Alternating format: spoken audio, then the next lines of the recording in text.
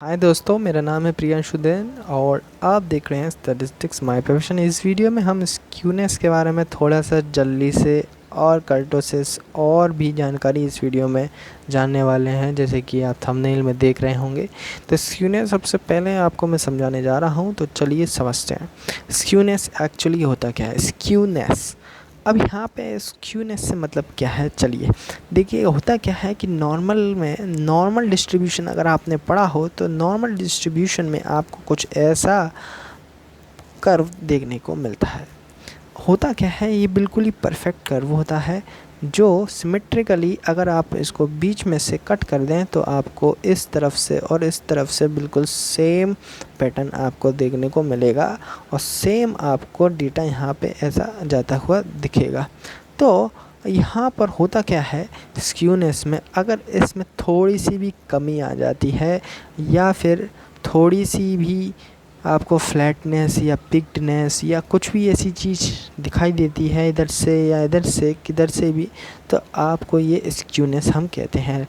Simple सी बात है, जब आपको सिमेट्री में नहीं दिखाई चीज़, ये यहाँ से थोड़ा सा बड़ा दिखाई दे, यहाँ से थोड़ा सा कम दिखाई दे, तो इसका मतलब है कि इसमें आपको स्क्यूनेस देखने को मिल रही है।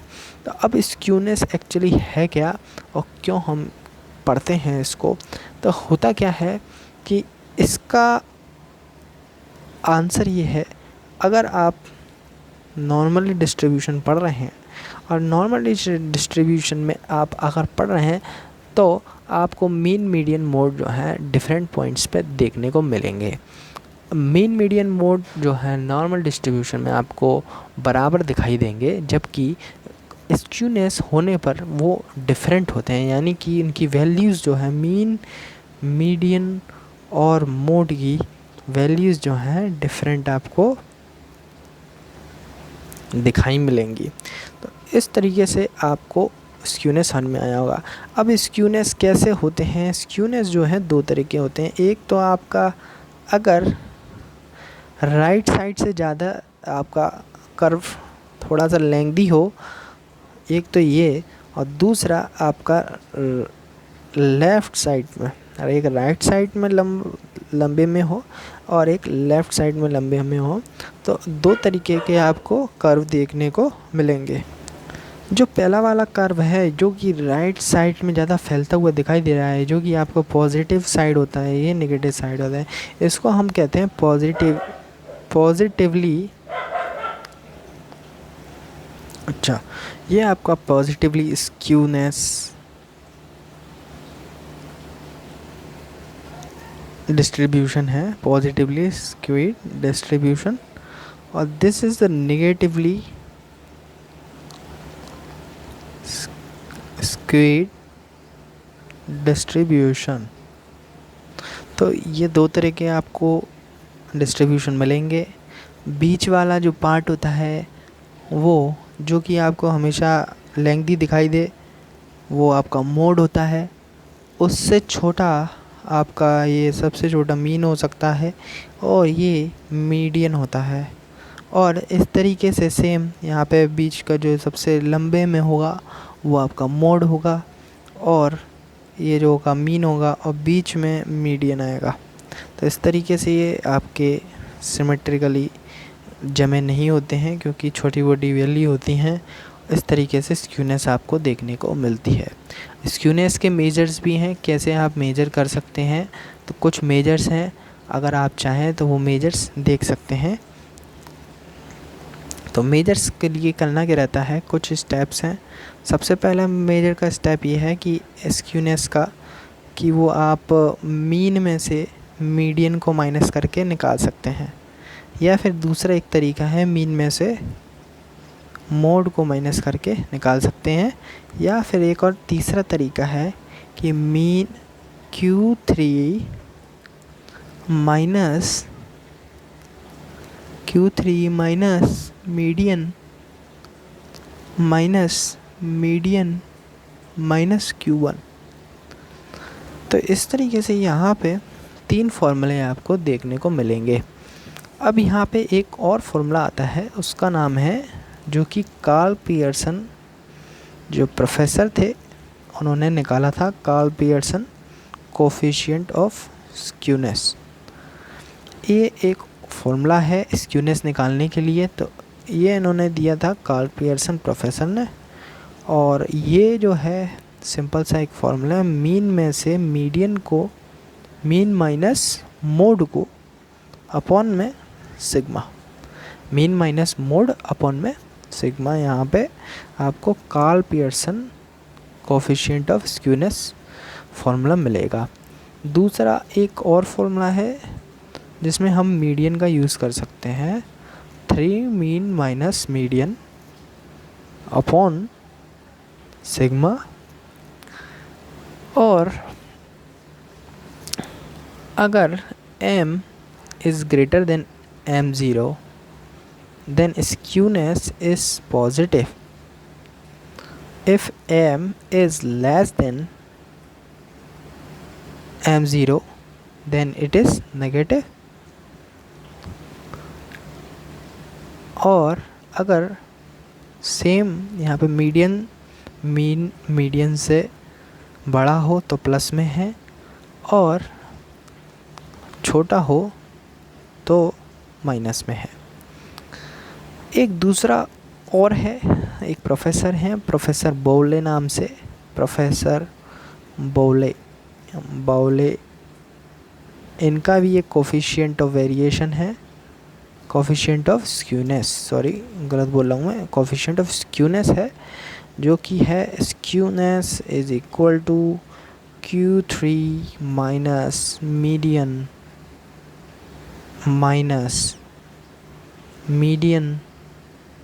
Minus Q1 upon Q3 minus median plus median minus Q1।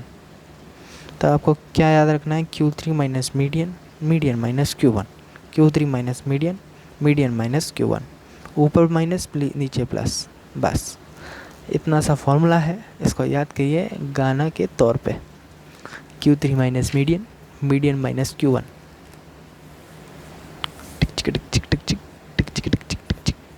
अब यहाँ पर आपको एक नया टॉपिक मैं आपको पढ़ाने जा रहा हूँ जिसका नाम है कर्टोसिस।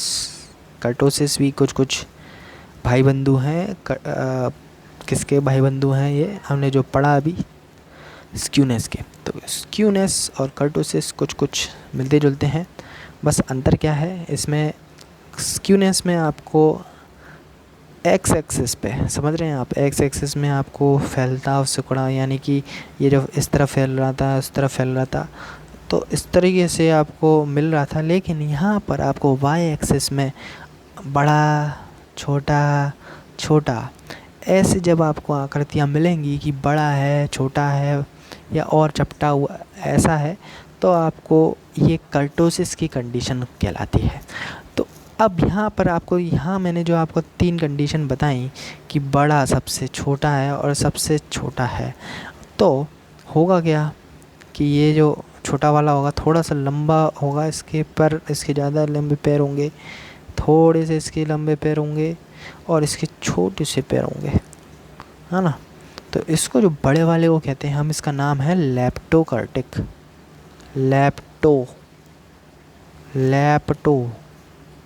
लेप्टोकर्टिक, अरे लेप्टोकर्टिक। बीच वाला है नॉर्मल कर्व, और तीसरा जो कर्व है उसका नाम है प्लेटिकर्टिक। जो प्लेटिपस नाम का एक जानवर आता है, एक कार्टून में आता था प्लेटिपस नाम का, शायद आपने देखा हो, तो उस प्लेटिपस नाम के जानवर से ये लिया गया है प्लेटिकर्टिक, क्योंकि काफ़ी ये दबा हुआ रहता है उसके जैसा, शरीर जैसा। क्योंकि आप प्लेटिपस के शरीर को देखेंगे तो कुछ आपके पूँछ और उसके मुंह कुछ आगे जैसे ही चपटे ऐसे रहते हैं, और थोड़ा सा वो दबा हुआ सा रहता है, आपको देखने को मिलेगा अगर आप गूगल्स पे सर्च करेंगे तो इतना सही था कर्टोसिस, जिसमें आप क्या करते हैं, हम एक आइडिया लगाते हैं कि ये कैसा है कर आपका प्लेटिकर्टिक है या फिर नॉर्मल कर्व है या फिर लेप्टोकर्टिक है। और इसमें कुछ फॉर्मूले हैं जिसमें हम निकाल सकते हैं इनको। एक तो है beta two is equal to μ4 μ2 square, और एक फॉर्मूला है वो gamma two is equal to beta two -3।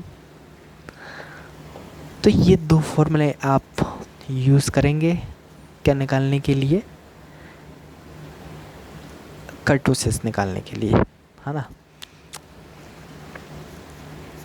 अब यहाँ पर आपको कुछ कंडीशंस में लिखा रहा हूँ, आप लिख सकते हैं।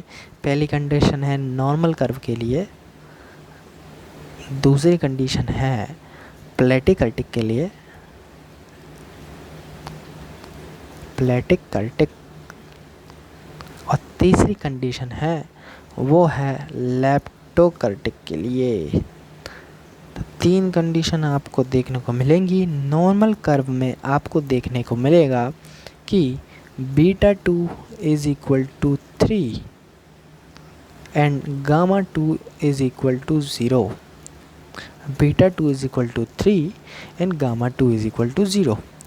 दूसरी वैल्यू जो आपको प्लेटिकर्टिक में मिलेगी वो मिलेगी आपको beta two is less than 3 and gamma two is less than 0। And leptokurtic में आपको beta two is greater than 3 and gamma two is greater than 0। तो यहाँ पर आपको सिंपल से देखने को मिला, प्लेटी यानी कि छोटी वैल्यू कम है, मतलब चुपटा सा था, और लेप्टोकर्टिक थोड़ा उठा हुआ है, तो यहाँ पे ग्रेटर देन के साइन लग रहे हैं, और यहाँ पे नॉर्मल कर्व है इसलिए इक्वल टू के साइन लग रहे हैं। तो ये चीज़ें याद करने के लिए, अगर आपको समझ में आया हो तो प्लीज़ लाइक करें, सब्सक्राइब करें और चैनल को शेयर करें। धन्यवाद।